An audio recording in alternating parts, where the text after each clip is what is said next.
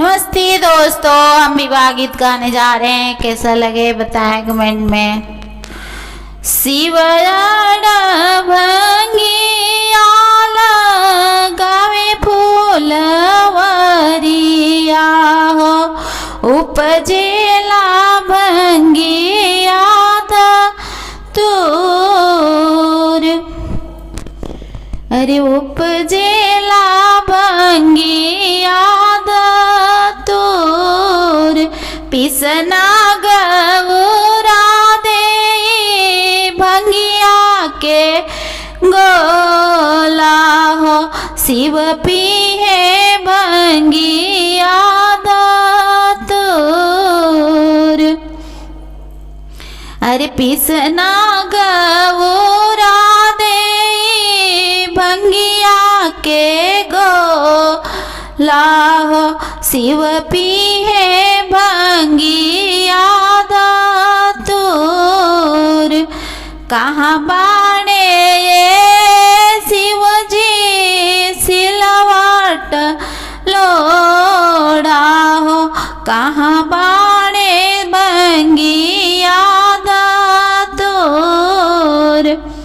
इहे बाणे ये गौरा भंगिया के गोला हो, अंगने बाणे सोने के गिलास, अंगने बाणे सिलवट लोड़ा हो, भंगिया बाणे गौरा भंगिया के गोला हो, शिव पीहन भंगिया तूर। भंगिया बाणे ये गौरा सिलव भंगिया के गोला हो, शिव पीहे भंगिया तूर। भंगिया पीसत गौरा के अंगूरी पीरैली हो, झर झर गिरे नैनालोर। किया तुहरे गौरा माई बाप मान पर, किया हो सहोदरा जेठ भाई।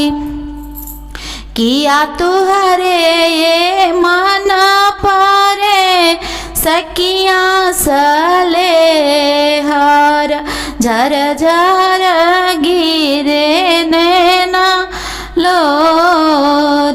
नाही हमरे ये शिव जी माई बाप मान पर, नाही हो सहोदरा जेठ भाई। नाही हमरे हे मन, नाही हमरे मन पारे सखिया सले हार, झर झर गिरे नैना लोर।